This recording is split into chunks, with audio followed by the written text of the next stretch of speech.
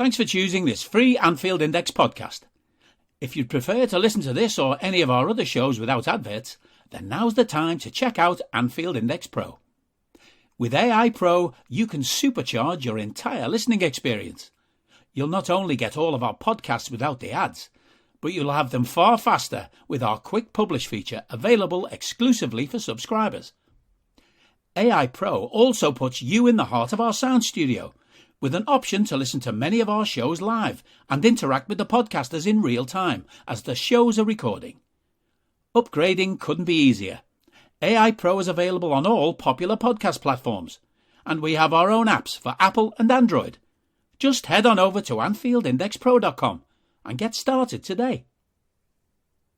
Hello and welcome to another episode of Scouser, Tommies. I'm Jim Boardman and I'm with Jay Reid, and well, it's not just hello, is it? It's Happy New Year, because it's our first one of 2023, and I feel like I've said this every New Year for the last few years. It's like, yeah, glad to get that last one out of the way. Hope this one's a lot better, and I'm not sure if it will be, but anyway, Happy New Year. Have we Liverpool fans got a good 2023 to look forward to, do you reckon?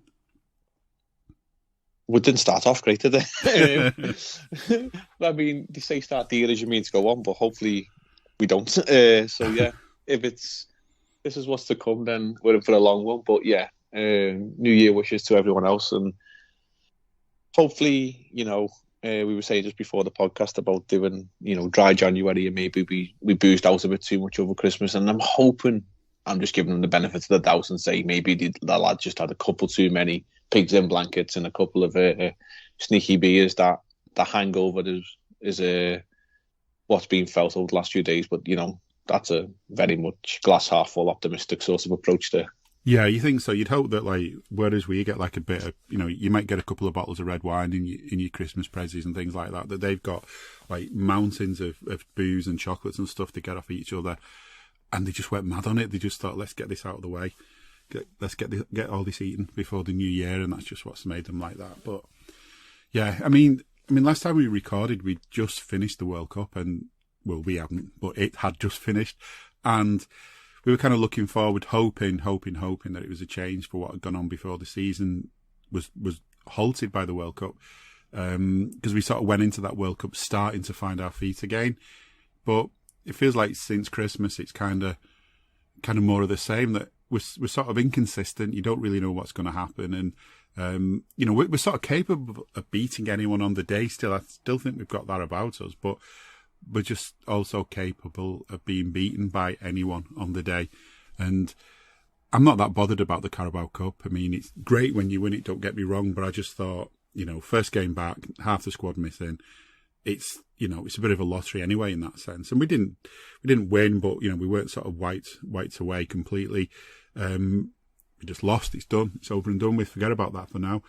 And it's now, of course, going to be the FA Cup after this little couple of league games we've had over Christmas. But I thought we I don't know, against Leicester, it felt like we kind of got lucky. I mean, 2 amazing own goals. Otherwise, maybe we wouldn't have won. But yeah, we got lucky. We weren't terrible, but we weren't good enough. And I think that, to me, is sort of the issue at the moment with Liverpool. It's that not so much that we're terrible, and after a game when you're angry, you kind of talk that way. But when you sort of calm down a bit, you think, well, we're not terrible, but it feels like we're just not good enough. Yeah, there was a bit of a weirdly shit one, the Leicester game, because it was, a Friday night and before New Year. And it was just a weird sort of vibe going into it. Obviously having the pleasure of going to the game. Not through pleasure that I was hungover because I'd been out excessively the day before.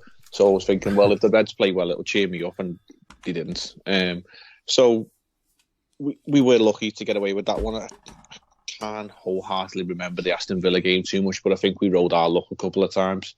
But to come away with a 3-1 victory on Boxing Day was a decent result at Villa. And then, going into Leicester, picking up another 3 points, you thought, we're putting a little run together. And as it stood, going into the Brentford game on Monday, results have gone our way in terms of, Newcastle dropped points, Chelsea dropped points again.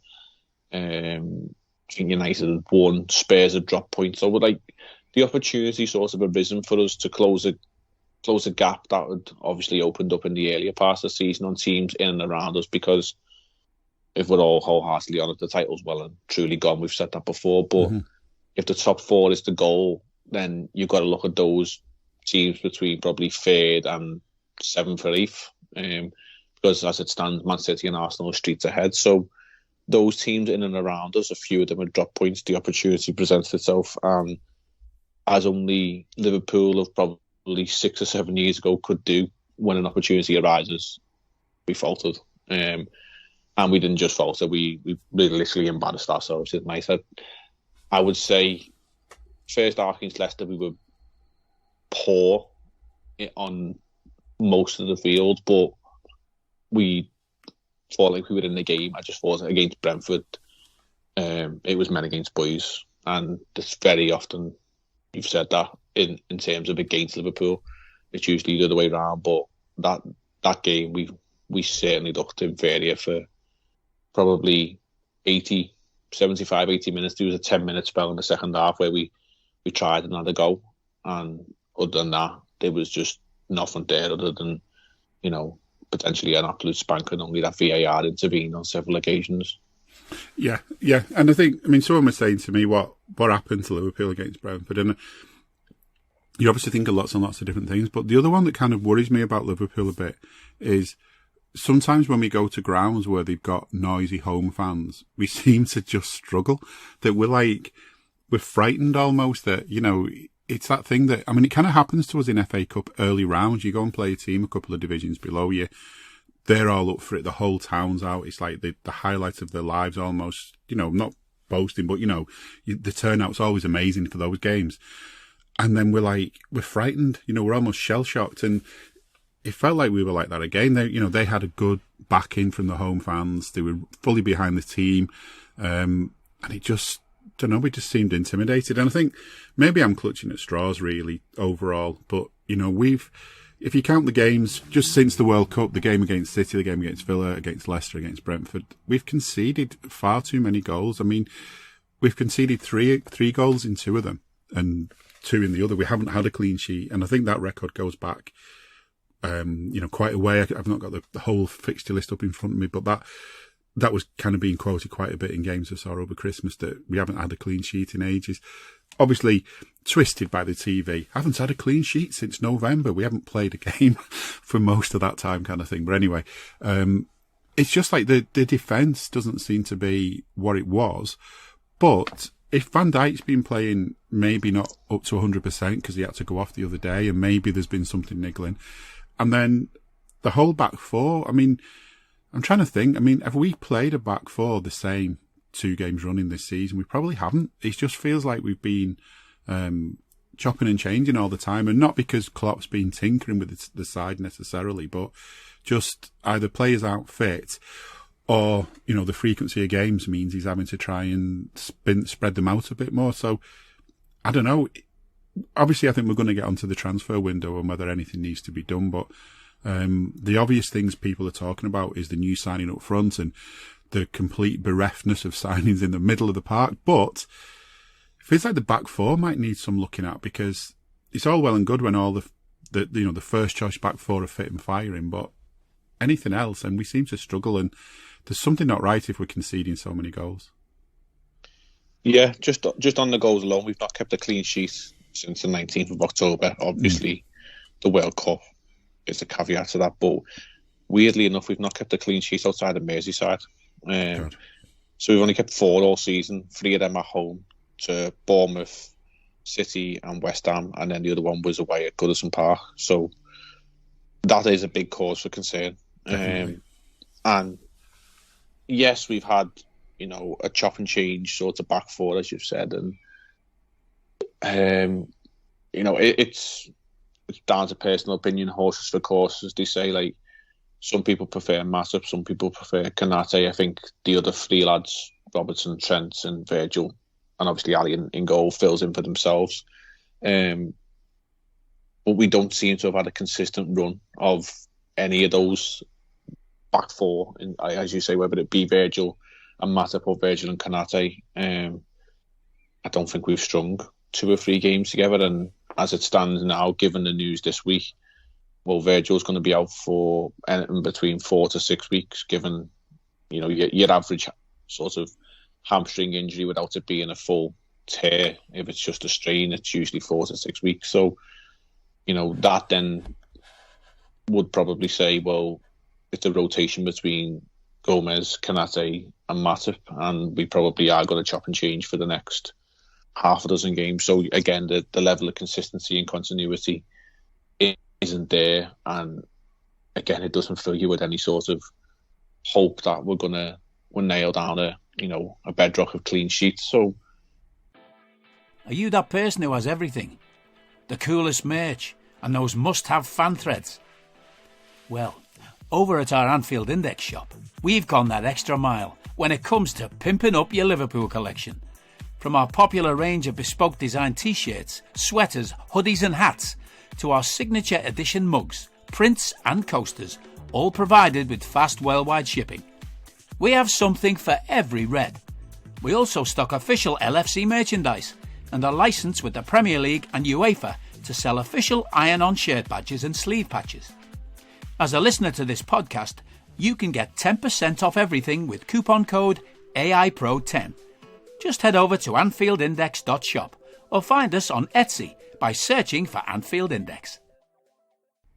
I don't know, maybe we do need to look at the back line, but I think if we're all wholeheartedly honest with ourselves, if our transfer policy is currently running the way it is, if the need for a defender is probably second or third priority on the list, then it probably means it's coming in 2025.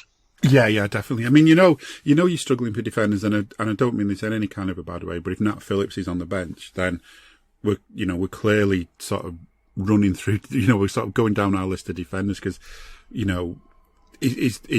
what he is a useful player to have in your squad.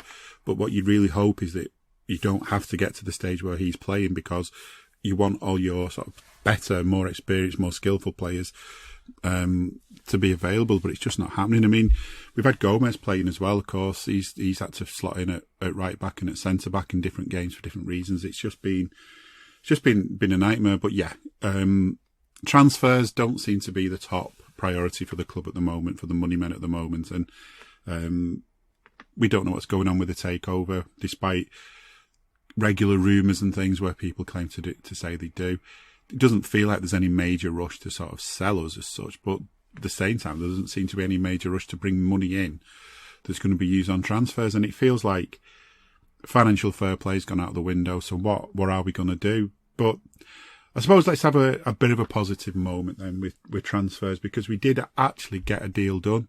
I think it finally got confirmed the other day. I mean, there was a bit of a delay because I'm sure that whilst the FA might be working busily all Christmas, ready to pounce any time they can on giving someone a fine for something, work permits and things like that aren't really down to the FA or the Premier League. It's down to people in government, and yeah, everyone's on strike at the minute, aren't they? No one's working properly, and the government don't really want to have anything working. So no doubt there would have been a bit of a delay, but he's here, Cody Gakpo, a play we spoke about at some point in the World Cup, because it just sounded like a sort of attempted, sort of when people are just trying to put 2 and 2 together, you see a good player play a game in a World Cup, you think of some clubs that might like him and you kind of make up a story. It felt almost like that, but no. Maybe the story was made up, but behind the scenes, we actually were doing some business. And I think for all the criticism we have, at this stage, he's yet to play. He could hopefully make his debut in the FA Cup. He's yet to play, but he does look like a really good signing for us, young and capable.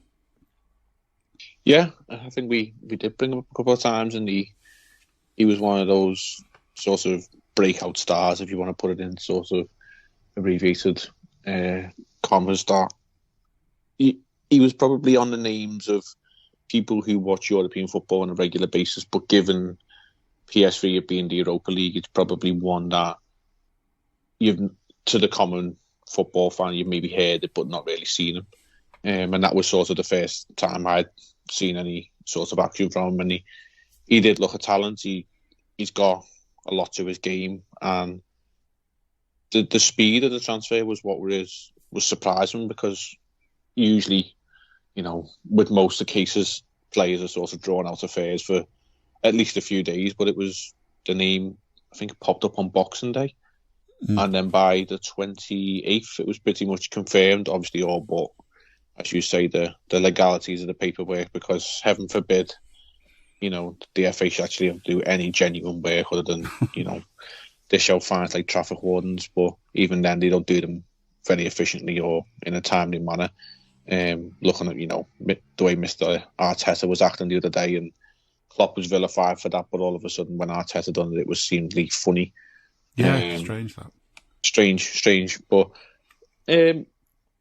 he looks like he'll fit in. He's got the right profile. I think he's 23, 24, maybe 25 at the end of the season. I think I heard. Could be wrong on that, but I'm sure. He's got a good ground, and he's obviously spent a lot of time in the Dutch league, but he's probably done enough time there to develop and hone his skills. You see a lot of players who come through in the Ajax PSV sort of Feyenoord systems and be plucked away at 2021, and then sometimes it's too much too soon. But he seems to have stayed a little bit longer and honed his skills, and he's led that team as a captain. And if we look back to previous players we've had, like from the Dutch sort of setup, like names that come to mind instantly is Dirk Kuyt and Gini Wijnaldum, and they were loyal servants in terms of the time at the club, always gave 100%, and probably once they left, and I'm not wishing Cody Gakpo to leave anytime soon because he's only just arrived, but when you look at the impact them players had, sometimes you wish that we'd held on to them a little longer, especially in the case of Wijnaldum, as our current midfield stands. We could really do with him, and the same with Dirk Kuyt. He gave us all, and sometimes them players are underappreciated, and only when they go are they actually fully appreciated for what they do. And if Gakpo comes in and has that impact where we actually realise what we've got at the time and fully appreciate him, then hopefully we've got a player in our hands. Yeah, definitely. He's 23 and his birthday's on the 7th of May, so he'll be 24. Sort of just coming to the end of the season. Makes you feel old when you see like a multi-million pound signing, was born in 1999, but well, it makes me feel old anyway. But anyway, he's 6'4" as well, according to Wikipedia. And that is something, I saw people talking about him, that's one of the surprises, that he's not 6'4", and then, it almost sounds too tall for effectively a winger, doesn't it? But he's not. He's it can be deceiving. He's a tall but quick and nimble player from what people are saying, and he's joining us just when we need him because we've got these shortages up front. He's hopefully going to hit the ground running, and I think something you just mentioned about our other Dutch players, something they've had is whatever skill sets they've got, whatever attributes they've got physically and mentally and all that kind of stuff. The one sort of, if you like, mental attribute that's been best about them is just that attitude and the willingness to win, and the way that, they try their best. They put everything into it. I can remember times when Dirk Kuyt was criticised by people. I've heard plenty of people complaining about Gini. They've probably gone very quiet since he left and they've realised what we're missing. But the thing is, in my view, they've always put everything in. They always put 100% into every game. And the same, of course, with the player that Cody's kind of emulated this Christmas by having his photo taken in front of the tree with a shirt in his hand. He's done that sort of thing. He's joined in the January window. He's probably going to make his debut in an FA Cup game. Virgil is a sort of epitome of a model professional who's, wherever his skill is, on top of that is just that attitude and that determination to win and to do the right thing. And I'm hoping Cody's another one. And from what everyone's saying, that sounds like he is. He's got that side to his game as well. And that's something I think is important. Anyone who kind of came into Liverpool and became in charge of the transfer committee, or whatever we call it these days, has got to know that it's not just about watching a load of YouTube videos or scouting a player and seeing how good he is on the pitch. It's sometimes what goes around that, all the other stuff that goes around it. And I think, from what I can gather, he's definitely got that. Yeah, I think, you forget about Virgil being a Dutch player, because You just assume he's just always Liverpool. He's a Scouse player, isn't he? That's the thing, you think? Yeah, and I think that, timely actually that you speak about him, and the time that we signed Virgil, it was ironically his debut was in the FA Cup third round against Everton, and he towered home that header. Yeah. And it's FA Cup third round weekend this weekend, timely enough. So, yeah, he done that sort of maybe cheeky recruitment that maybe during the World Cup, all them pictures of Bellingham and Trent and Henderson, and maybe we weren't looking exactly where we should have been looking. It was Gakpo and Virgil. That was actually the real sort of, tapping up that was taking place. But he was linked to Man United, so I think, he's probably said, like, well, let's be honest here, mate. Do you really want to go there? The ground's falling apart. At least we're, building a decent one. Or at least extending some ends a bit rather than fixing the taps and the leaks in the roof. If we got leaks in our defence, we'll try and fix them as well. But yeah, it just a nice feeling, and yeah, I like what you said about the picture of the Christmas tree and the shirt. It felt like it had to be done. Yeah. We would have been disappointed as a fan base, so not that we don't like to moan anyway. No.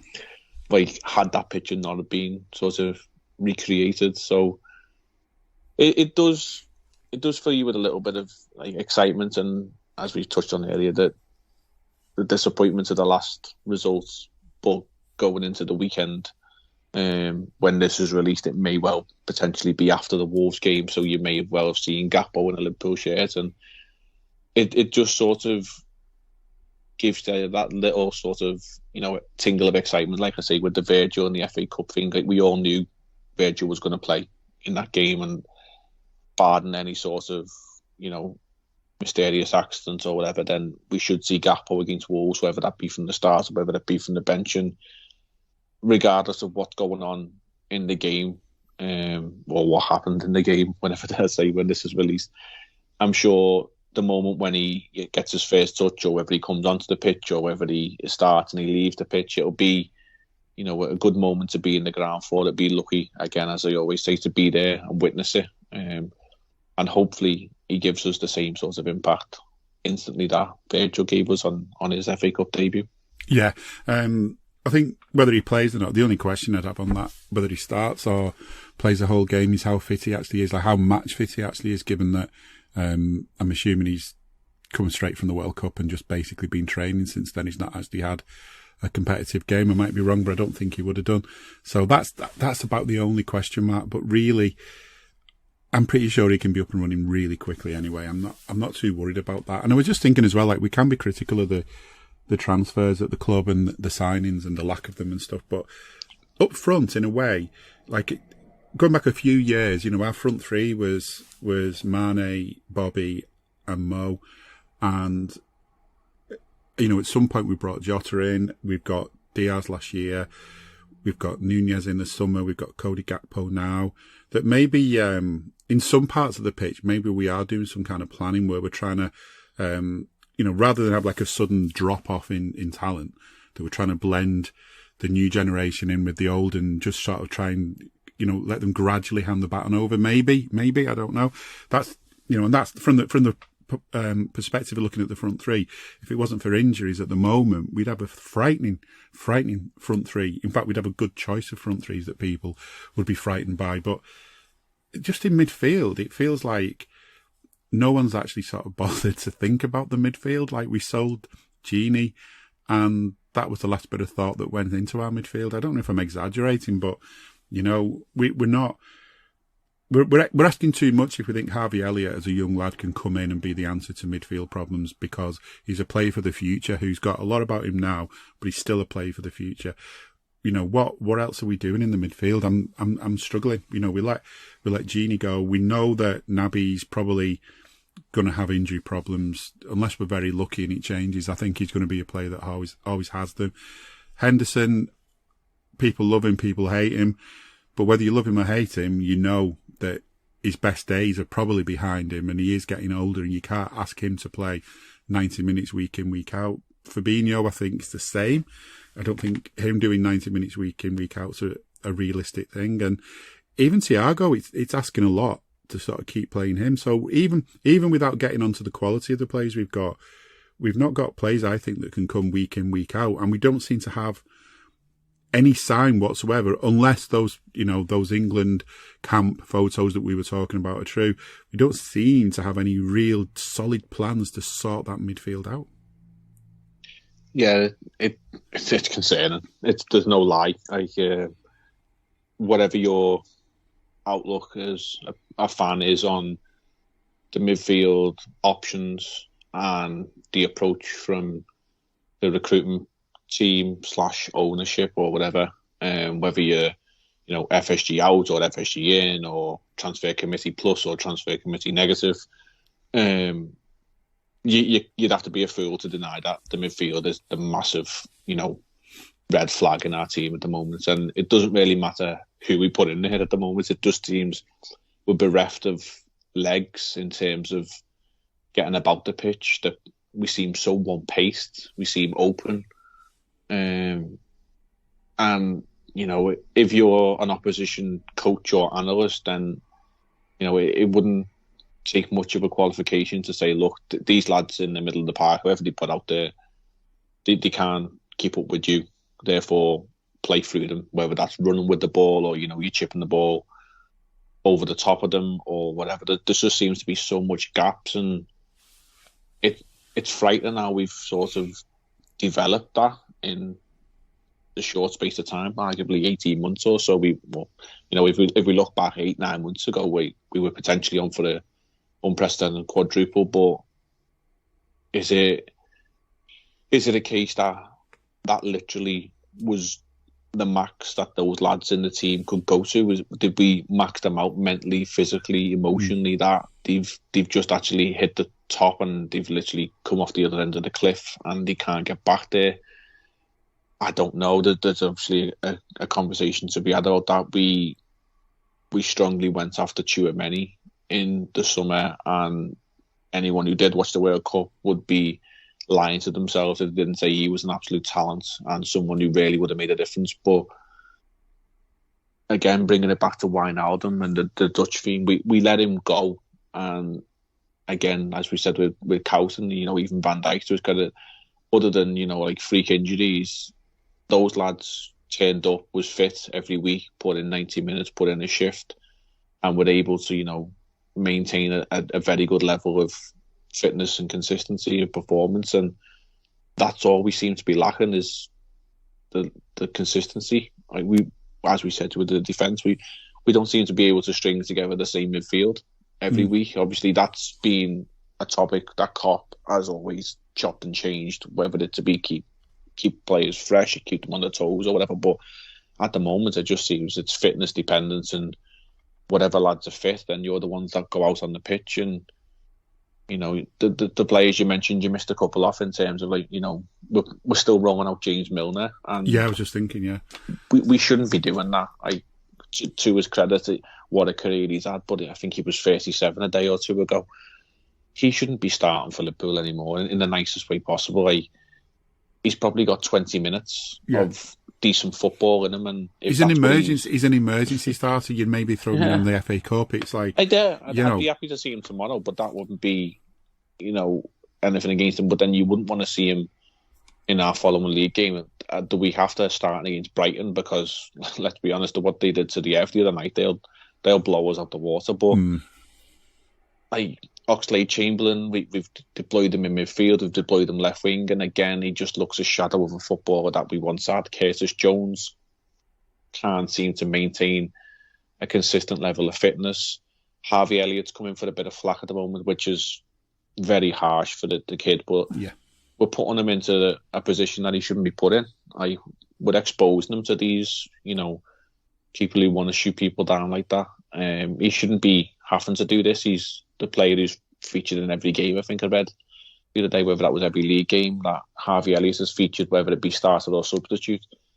He's 19, maybe 20 years of age, and he's just come off a serious injury last year and learning his trade as maybe a midfielder. I don't know what exactly he will be long term, but we're putting him out there when we shouldn't have to be doing this. And the word that comes to mind is negligence, and whether that be, as I said earlier, recruitment, ownership, management, or whatever. We've neglected the midfield, and it's a bit of a worry of how much and how long it'll take to fix it. Yeah, and I was thinking this as well the other day that, there's you can talk about financial fair play. So, for example, we'll complain about the money that Man City get and the money Newcastle are now getting and all the rest of it. But, we were embarrassed by Brentford, and although they're not paupers, compared to some teams, if you like, you'd expect to kind of be at the lower end of the table. Not that they're going to be there the way they're playing. Then that isn't a team that's got unending amounts of money. That's a team that we should be well and truly blowing out the water financially in terms of signings. So, what kind of winds me up as well is that ideally you want sort of a first choice 11 that's full of absolute marquee signings. That would be, the ideal world. And even on the bench, some more marquee signings that are going to come in and help out if needs be, give you a bit of room for rotation. But to me, what you also need is the sort of lower end of the scale players that are okay, that are proven, that have shown they can do it in the big leagues, that maybe are a little bit older, but not ancient, maybe don't have the number 3 at the front of their age, still in the 20s. Players that you can at least call on when there are injuries that are going to be okay for you, they've got the experience and the sense and all the rest of it. And we don't even seem to find them. I think, say, Costas is a good backup to Robbo at left back. Have we got at the moment a good backup to Trent? You could say Joe Gomez, but then we're needing him as a backup in the centre. And, but in midfield, we've not got any sort of sense, I don't think, to go out and look at, okay, if we can't go out and spend big, let's go and spend some money at least and get something in there. But I just feel, I don't know anyone at all at some point when they're talking about Liverpool who actually doesn't mention that there are problems with the midfield. I can't think of anyone who sort of defends the club over its policy about the midfield. So if everyone else can see it, I just don't see why the club can't see it. And, it's sort of, there must be a massive elephant in that transfer committee room. Must be, with midfield written on it, and just no one can see the elephant in the room. What's a bit of a worry is we've allowed players, I think, to move to other clubs who we could have got. So if we're all honest, like our golden transfer sort of price range is between 30 and 40 million. Yeah. Give or take. And obviously we've seen Gakpo come in at 37, rising to 44, I think it was. And obviously you'd have outliers, the likes of Virgil, the likes of Alisson, the likes of Darwin in the last, 5-6 years. But, we hit that mark for so many players, and it's what we sort of like to target. If you look around players who've moved into the Premier League in the last 12 months, the likes of Gimenez at Newcastle, Paqueta at West Ham, Nunes at Wolves, who we'll come on to in a minute, they've all moved for between 30 and 40 million. And those lads are all fully fledged internationals. 2 of them went to the World Cup with Brazil. Okay, the World Cup with Brazil didn't pan out how they wanted to.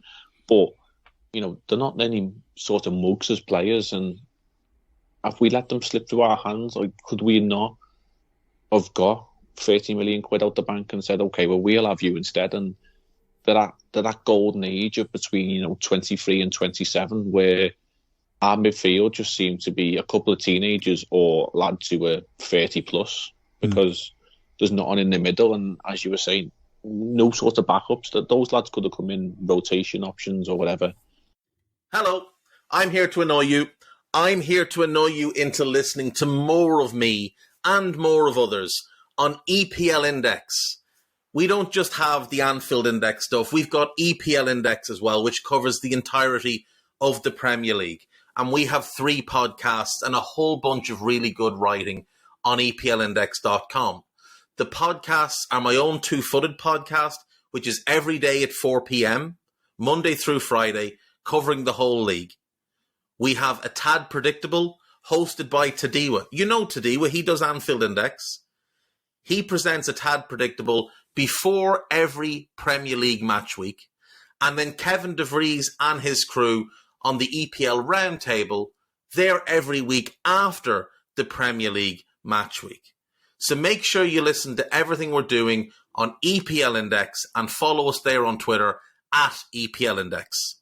Thank you. Bye-bye. And you can then, with all due respect, fade the likes of Milner, Henderson, Thiago out the team over the next year or two. And you've got a lad who's ready, able, experienced enough at 22, 23, 24 years of age to then carry the baton for the next 4 to 5 years, allowing the likes of Harvey Elliott at 19 to then develop when he's ready, like give him the opportunity to learn his trade. So in, again, 2 or 3 years' time, he's then at the age and the baton is then, being passed on naturally, not forced into his hands and saying, go ahead, son, and see what you can do with it. Yeah, and the other thing as well, I think something you said then about Curtis, and you were talking about Ox. I mean, Ox is an older player, so maybe he's the player that should be sort of expecting to be played wherever he's put. I mean, I remember when Arsenal were, before they sold him, there were people complaining about him being played as a wing back, so he can kind of play in many different positions and stuff. And I'm sure, I mean, if he got a run of games, we'd find out whether he was ever going to get back to any kind of level that he had before. It's hard to tell. He's had so much time out of the game. Maybe he's never going to get anything close to his old levels. If he did, he would be an amazing player to have around, and he'd probably be picked first choice every game if he was playing that to that extent. But it's like, you're talking about Harvey and about Curtis and what the best position is. They're not getting a chance to find out because they're kind of getting lumped into one position here, one position there. They're being asked to sort of fill a hole when, I sometimes wonder, would we not be better sort of saying, stick them in the position that's probably their best position and let the others sort of adapt, the more experienced players maybe adapt, because it feels like we're just diluting what they've got, and I think that's going to hit us eventually. Sooner or later, that's going to hit us, and it's just one of those things, isn't it? I think the other side to that is when you've got a really good squad and you throw a couple of these players in now and again, they're surrounded by great players who can kind of, help cover for any mistakes they make, help them learn. It's not the end of the world if they don't quite get something right because there's enough quality around them. And I don't feel like we're getting that at the moment. But maybe look forward a little bit then, or unless you're listening to this the week after we've recorded it, in which case you can kind of laugh at how much we got wrong. But we're recording this the day before the FA Cup, third round. It's not a tournament, a competition I'm mad on, but that's because I grew up watching Liverpool under Bob Paisley and we never did any good when Bob Paisley was our manager in the FA Cup. We just won everything else instead. But yeah, FA Cup. This is the point where you really don't want to go out. You don't want to go out in the third round. You can kind of live with not being in it later on in the season. And maybe the last thing we need later on in the season is an FA Cup run, because maybe we're really going to be needing to knuckle down and concentrate on the two big trophies. But it is the FA Cup's third round. What would you do? Would you stick out your strongest team? Have we even got an option to do anything else? I would probably go about 80%. I don't think we've got much else to rotate with. Like, there's the obvious rotation pieces. Like, you could obviously say Queven Kelleher's going to start in goal as the cup keeper. There'd be a potential discussion to give Calvin Ramsey a run out at right back. We're short. We're short, obviously, in centre half, so we've got to just manage the lads and make sure they don't pick up any injuries. But we've obviously mentioned Gakpo. It would do no harm in Darwin Núñez maybe getting a run out and getting a goal and just, give him a little bit of a confidence boost. I don't know what we've got available in midfield. It'll just be whoever's there and available. And there's an opportunity to say, like the likes of Ben Doak or Bobby Clark or Basetic to get a few minutes, because you do question where those lads will get minutes. Not that we should be playing them because we have to, the talented kids, and if we can give them a few minutes here and there, then that's always nice to see. And a home FA Cup tie is as good a tie as any. I'm on the fence in terms of how I want us to do, because if we're realistic about our fortunes this season, it's probably maybe our best option of a trophy. Yes. The league's gone and the Carabao's gone. the Carabao's gone and the Champions League against Real Madrid, well, we've hardly had the best record against them in recent times in the European Cup. So maybe it's our best option for a trophy. And we've always said, like, Liverpool at Wembley, Anfield South as it's tagged, is always a great experience and a great day out. And the memories from last season, although it was a nervy affair with the penalties and stuff, it doesn't shy away from how good a trip to Wembley is. And it's a competition that could be there to be won. Like, I know we sort of mentioned this going into the Carabao Cup game against City, that it was there to be won because we would have been in the last 8 had we have progressed, and the teams that were left in the competition, we would have fancied our chances against pretty much any of them. And the FA Cup draw, throws up giant killings as the media like to tag it, and there's a tasty tie of Man City Chelsea at the weekend. So one of the again big boys in quotation marks is going to go out, and it does open up a competition for lesser teams to have a run, and you just never know. But I think it also is a slight embarrassment to go out in the third round, especially at home to Wolves. We've done it around about 6 or 7 years ago. We went out to Wolves in the third round, and I can only remember that because I was wandering around Hamburg in the freezing cold trying to find a place that was showing the game. And I ended up watching on my phone on some dodgy Wi-Fi, and I wished I hadn't spent 2 hours of my life doing it. So that's my last memory of Wolves in the FA Cup. And we've mentioned before recent derby games. Obviously, the Virgil header and the Curtis Jones winner a couple of years ago as well. Like, home games in the FA Cup, just a little bit of a magic feeling, and that sounds cliche because of the magic of the FA Cup, but there is something nice about this trophy, this tournament, and the third round, especially when you get potential ties of teams that may never normally feature. Obviously, us against Wolves is a fixture in the Premier League, but if you went through the fixture list, there'll be games out there I seem to remember. I think it was last year, maybe the year before, when Marine hosted Tottenham. Yeah, little tiny club in the north end of Liverpool. We've probably got an average attendance of less than 1,000, and Harry Kane and Tottenham were getting changed pretty much in a porter cabin and playing against someone's back garden. It's that little thing that's niche about the FA Cup that we all love.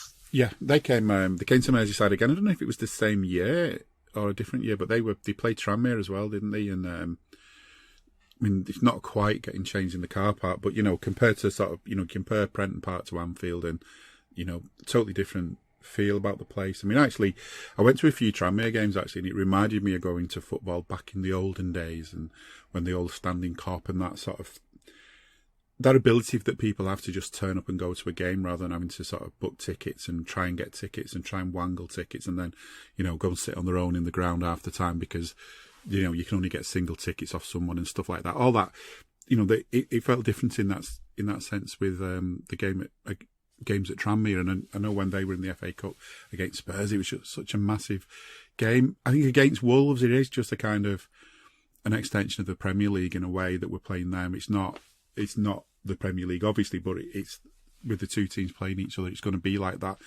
I was just looking at the fixtures as well, and I mean, surprisingly, we've actually got no games then for a week. We play them on the Saturday, and then it's another week till we play Brighton. So I'm not sure how that gap managed to sneak into the calendar. And there's another gap then of another week till we play Chelsea. So unless this thing I'm looking at is missing games out, I'm assuming that it's because there's no Carabao Cup for us. I'm guessing one of those midweeks would have been taken by that at least. And there's also, of course, maybe room for a replay. So that gap that we're talking about between the Brighton game and the Chelsea game, maybe that won't happen if we draw against Wolves. If there's replays this year, I can't remember. I lose track with all the way they changed the rules. But I think having that week, and there's almost a week before we play it, we played Monday, playing again Saturday. To me, that lends itself to us sort of almost saying, and I am torn as well, but rather than sort of having mad rotation, is to say, get these lads out there and get them in front of the home fans to kind of almost apologise. I don't mean put in an apology of a performance. I mean, say sorry to the fans and say, we were shit, we didn't do enough, we were crap, and it's time we did something good and time we put everything into a game, show what we're made of, and, maybe almost relaunch ourselves in the first home game of the new year, get out there and get a good result and get through to that next round, and take something into that Brighton game that maybe shows that we're not ready to be walked over by Brighton, because that is not going to be an easy game. But again, it's tough choices, isn't it? And I think it doesn't help with all the injuries and stuff that's going on, that you wonder how many players have got niggles. So it's going to be fun to see. But I think, I mean, as I said, I'm not mad on the FA Cup. From when I was younger, it was like never the big thing. But, you know, there's been too many nice times in the FA Cup to look back on. One that springs to mind as well, just quickly, is the FA Cup final where we looked like we were wearing Wolves kits. The one where Owen got his goals. 2001. And, yeah, was that the Stefan Honshaw handball and all the rest of it. That was that was a good final. That's one that sticks in your mind, and that's the thing about the cup, isn't it? Early round games maybe don't stick in your mind quite so much, but if you make it all the way, there's memories to be made at Anfield South down at Wembley. So hopefully we can do something. Just looking a little bit further ahead, then. You sort of alluded to it earlier against Everton. Brighton, they changed manager, but they seem to have got better. And is there anything we can borrow off them? Not so much players, but the way they're doing things. Do you know what I mean? Maybe, I mean, if we can borrow players, don't get me wrong, I'm sure we could find room for them in our squad, a lot of them. But what is it that they're doing that's making them work so well? Because they're not. I don't think they're a loaded club as such, are they? I don't think they're spending massive amounts from what I can remember. So, you know, what is it they're doing that's working so well? I don't need a VPN. I've got nothing to hide. This is what I used to tell myself before I hooked up with LibertyShield.com. Not only is my home internet now fully encrypted, but I can now access all the websites I want, whenever I want, and do so from absolutely anywhere.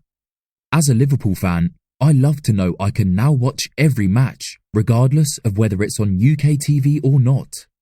My Liberty Shield VPN makes sure nothing is blocked and guarantees me super fast streaming speed throughout that match.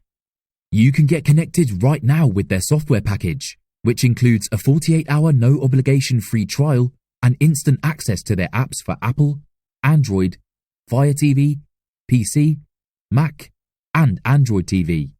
Or go a step further like I have and get one of their pre-configured VPN routers. These small but powerful devices allow you to easily connect every device in your home to VPN, making it the perfect solution for smart TVs, mag boxes, and games consoles. Visit LibertyShield.com today and use coupon code AIVPN25 to get 25% off at checkout. Well, I'll answer your first couple of things. The FA Cup will go to replays from the third round. Right. So not this midweek after this third round, but the week after is scheduled for those replays. Okay. This coming up midweek is the EFL/Carabao quarterfinals. Right. So that's why those midweeks are kept free. Just to do a little bit of admin there. Thank you. For Brighton, I think they've just got a structure. And I was speaking to this, funny enough, with the Evertonian in work who we have a lot of conversations with, and obviously they were on the receiving end of a Brighton spanking the other night, which I didn't let go quietly because I went into work on Tuesday morning, first day back, and was laughed at for our performance at Brentford. And I've said, well, let's just see how you do tonight. And I walked in on Wednesday and I didn't even have to say nothing, and I was told to shut up. So I think my luck said it all. But yeah, they were shot down quickly by the Seagulls, or shat on, however you want to look at it. But I think what we were saying with Brighton is like, it sort of reminds us a little bit of maybe Swansea of a few years ago, where they might go through a couple of managers, but the ethos of the club and, you know, the way that they run, the mentality of how they want to play football remains the same. They might not have a team full of superstars, but they've got a team full of players who work for each other and work as a team. They have a style of play, and, you know, the chances are some of them players will eventually be taken off you. There is obviously links to the lad in midfield, Caicedo, who looks a real talent, but, you know, the likes of McAllister, who's shone in the World Cup for Argentina.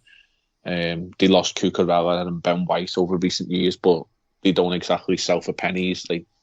Tony Bloom is a man who knows what he wants, and it's usually a lot of money, and 9 times out of 10 he gets it. And they reinvest very well. If you look at how much they spend on players or how much they sell for, then they're a very efficient run business.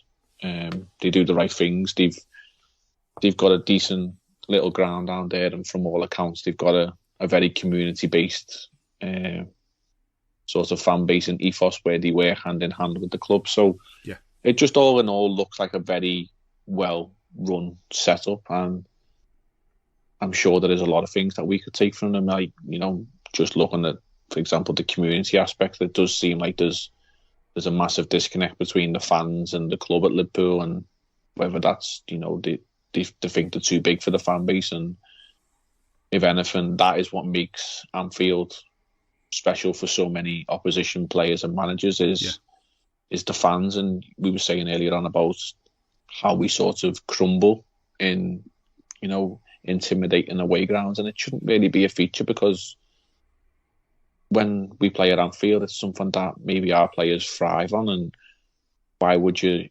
not? I don't know. Maybe it's a psychological thing that you just can't get over that because it's not your home surroundings and setting and the home field advantage thing. But I'm impressed with them, and I'm genuinely worried when we play them. And I was joking when I said to the Everton lads in work, like when they were going into that fixture, like, these could turn you over. I didn't think they'd turn them over as much, and they did, and as convincingly as they did. But I was like, they could turn you over, like, you know, 2-0, 3-1 or something like that. But I don't know if he stayed. He didn't want to speak much about it. I don't know if he stayed to see the consolation goal for Everton, because a lot of them, you know, went early. You could say as it was us. You can't say as it was us. You can't say, oh, it's half empty. The ground's already half empty, because it kind of is before it starts, isn't it? But anyway, it was just, it was a small tonic to what's been happening. If ever in life, to steal a saying from my late nan, who passed away just before Christmas, she would always say, don't worry about B, son, there's always someone worse off. Yes.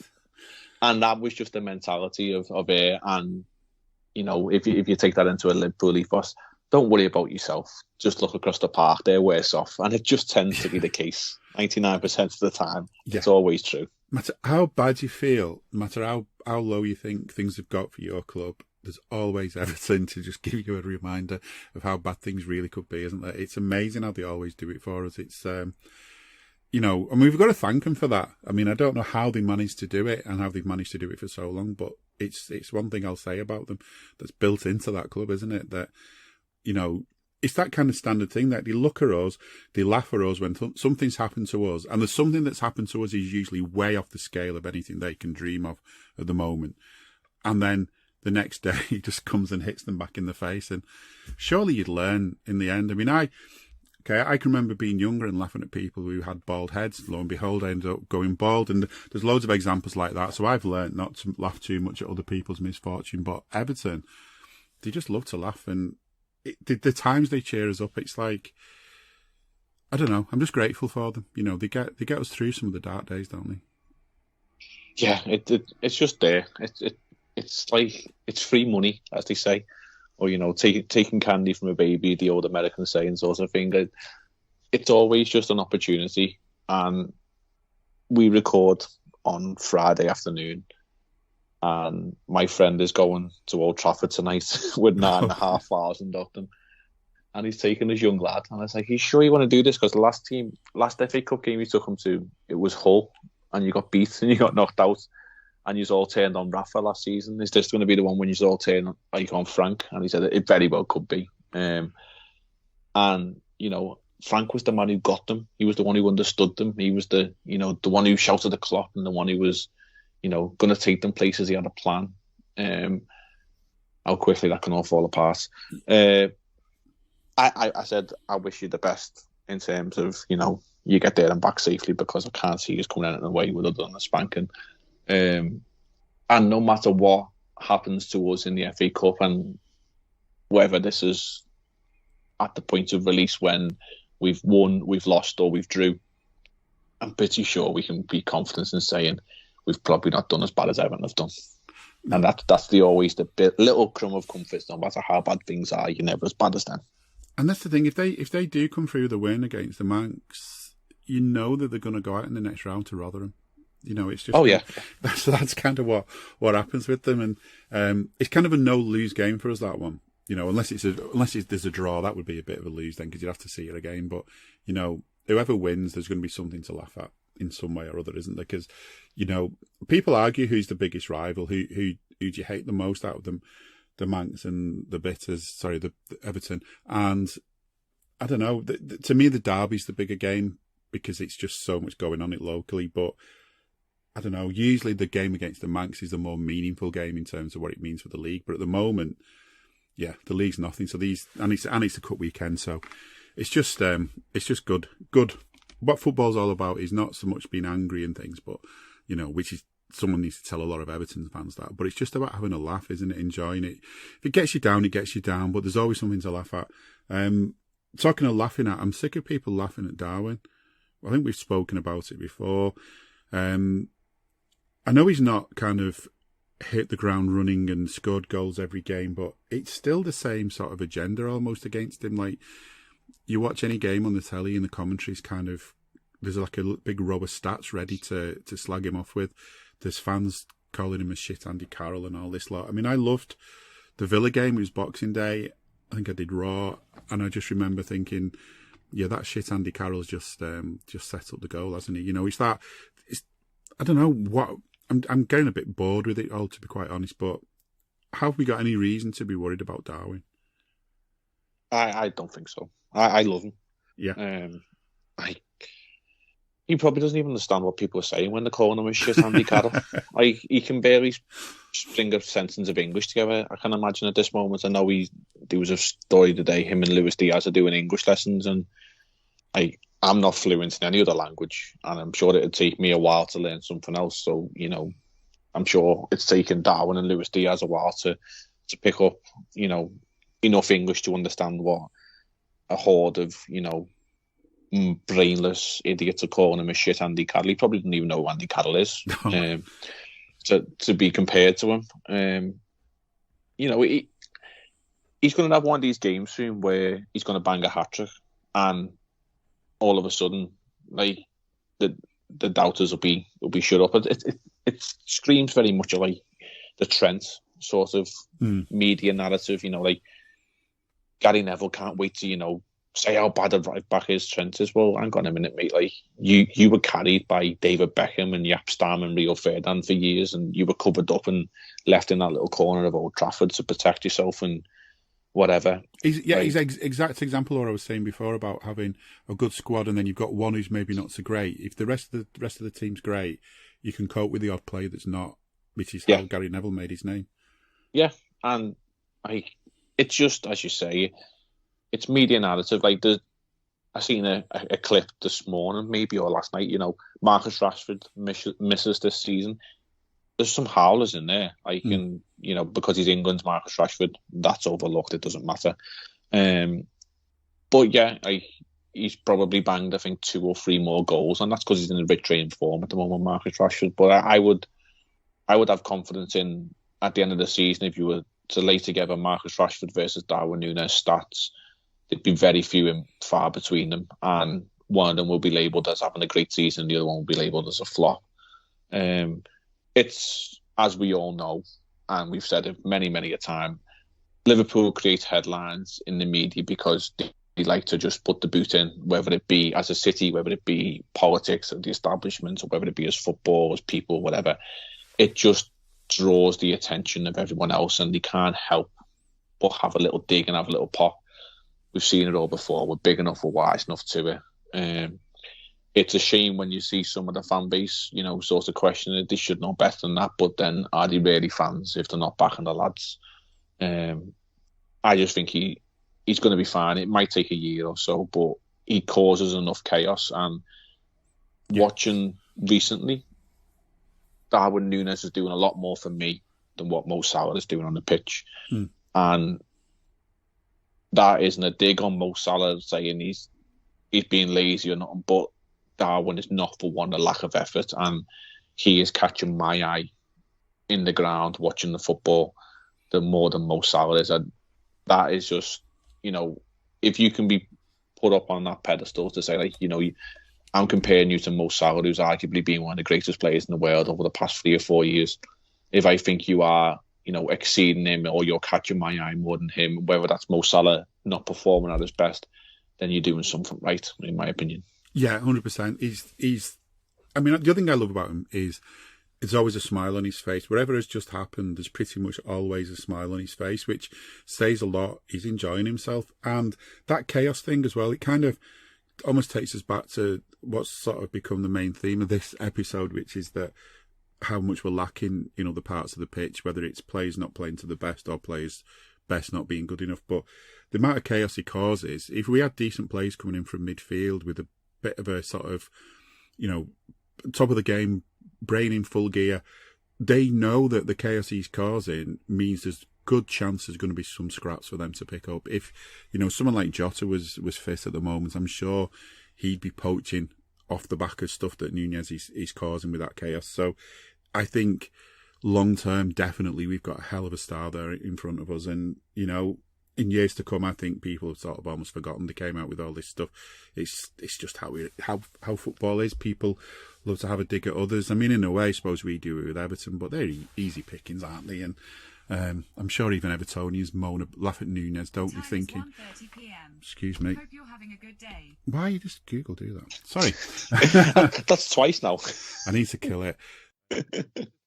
It's been a difficult start to the year, definitely, but ever the optimist, I'm sure that it'll get better. It's probably the kind of thing that Prince Charles and Prince William are saying now about Prince Harry, because that's kind of what's dominating the headlines here at the minute. That I don't know the full story. I think one brother hit the other brother, and the brother who got hit shouldn't have told anyone and stuff like that. It all sounds a bit strange. But you know what's good? It's keeping it's good for the government, because it's keeping all the misgivings and all the dodgy deeds off the front pages. So it's all good timing, isn't it, the way it's all done? But football is the thing that we escape to. I don't know about you, Jay, I've had to escape from football for the last week or so, but I don't know, it's a thing we go back to. I'd rather be angry about football than real life, because it is only football, and I think football is a thing that holds everything together for us, doesn't it? And I'm still hopeful. Are you? Are we gonna, just finish things off? Are we gonna have a good 2023? Do you think? Can we start it this weekend? I don't need a VPN. I've got nothing to hide. This is what I used to tell myself before I hooked up with LibertyShield.com. Not only is my home internet now fully encrypted, but I can now access all the websites I want, whenever I want, and do so from absolutely anywhere. As a Liverpool fan, I love to know I can now watch every match, regardless of whether it's on UK TV or not. My Liberty Shield VPN makes sure nothing is blocked and guarantees me super fast streaming speed throughout that match. You can get connected right now with their software package, which includes a 48-hour no-obligation free trial and instant access to their apps for Apple, Android, Fire TV, PC, Mac, and Android TV. Or go a step further like I have and get one of their pre-configured VPN routers. These small but powerful devices allow you to easily connect every device in your home to VPN, making it the perfect solution for smart TVs, Mag boxes, and games consoles. Visit LibertyShield.com today and use coupon code AIVPN25 to get 25% off at checkout. Well, without hope, there's nothing really, is there? I sincerely wish we do. And, we all know what's missing, whether it be, potential incomings, potential, injury returns or whatever. But I think, if you put your realist head on, we had so much greatness last season, only to fall short in a couple of, narrow situations that, this team has built so much, and we've got a lot of talent there, that it would be a travesty for us to not achieve anything of a positive note this season. And whether that be, a potential run in the FA Cup, a potential run in the European Cup, or just, we rally ourselves to the end of the season and finish as high as we possibly can on the table, whether that be, second, third, fourth, hopefully in one of them positions rather than, outside of the Champions League, because that's the bread and butter where we want to be, regardless of the finances. You don't want to be playing in the Europa League next season. You do want to have like ties like we've got coming up in February against Real Madrid to look forward to every season. Like, with all due respect, you're not getting excited for ties against Sturm Graz. Like, back end of Christmas, you want to face the big boys, so you need to be in the big competition. I'm hopeful that we can get maybe one more in this season, maybe two in the January window, tighten up a little bit, and who knows? We've had January signings that have kicked us on and sort of give us the boost that we needed. And again, Dutch link, Virgil van Dijk sort of took us to that next level. Hopefully, the signing of Cody Gakpo is something like Luis Diaz last year, where it was that extra bit of spark, a bit of excitement, the lad who got you off your seat, and excited to see someone, and ever the optimist in this moment, and see that we have a positive end to the season, because as you said at the beginning of the pod, you look back on the last year and you're also clouded by the sort of the end of months of the year rather than what happened in the beginning, and it was certainly not the brightest end of the year. So you hope that the next one is going to be brighter than the last. Definitely, and I think just thinking about it as well. Okay, league's out of the question. Forget about the top two positions; they're not going to happen for us. But everyone below that and around us is capable of losing games and has done dropping points. We can pick points up against them. There's definitely a really good chance we can have a proper run in and aim for that Champions League spot, or our Champions League spot. And we need it, because not only all the things you said about the Champions League, the Europa League theme will not get you the hairs standing up on your arms, will it? It's just not. You don't get goosebumps after the Europa League theme, wherever it is. But the Champions League theme just has that, so many memories sort of embedded in it. So we need to hear more of that at Anfield again next season. The FA Cup, definitely got a possibility of doing something on that. And I think that's the thing. Looking forward to what we've got for this part of the season, for this year, for what's left of the season, is there's a lot of run-ins. There's a possibility of lifting a trophy. And, of course, across the park, there's still that possibility of watching them lift a dog as they battle relegation again. So it's good years going to come in front of us now. I just can't wait. So, yeah. They might have to summon, like, the entry winner from the Grand National and parade that round with us, and, entries in April, running of the season. Like, we'll have to look great from a dog. Let's get the red rum statue and roll that down the street to Goodison Park or something. Anything we can get down there to, rally some support for the troops or whatever they can. But at that point, it might just be too late, because the way they're going, he's not as good as Rafa, and I think that's the best thing you can say to any Blue Nose. If you bump into them, whether it be in the street, the pub, or your workplace, or whatever, online, Frank has got a worse record than Rafa. God, yeah. Imagine the dilemma if you ask him, would you have Rafa back? Because that would, the faces would drop, because they wouldn't have him back, obviously, but if they would sort of let their heads come into it a bit, they might be better now with Rafa than carried on with Frank, but it's good fun. That's the thing. Thanks for listening. Thanks for listening to us all last year. I hope you'll listen to us all this year. I hope we've got loads more happy things to talk about, and as well as sort of that sort of weekly dose of whatever Everton have made us laugh at. But for now, that's been us. That's been Scouser Tommies. I'm Jim Boardman. I've been with Jay Reid. And again, thanks for listening. Enjoy the game and see you soon. We hope you enjoyed listening to this Anfield Index show. Please be sure to subscribe to our channel so future podcasts find their way to your device automatically. There's nothing quite like fan engagement, and we'd love to know what you think of anything discussed on this show. The best way to get in touch is over on our free Discord community, where both podcasters and listeners debate the hottest LFC topics 24/7. Sign up free now at anfieldindex.com/Discord. You won't regret it. You can also follow us on Twitter at Anfield Index, and find us on Facebook by searching for Anfield Index. Oh, and before you go, we'd love it if you could leave us a 5-star review on your favourite podcast app. It only takes a couple of seconds, and it means the world to the people who create these free shows.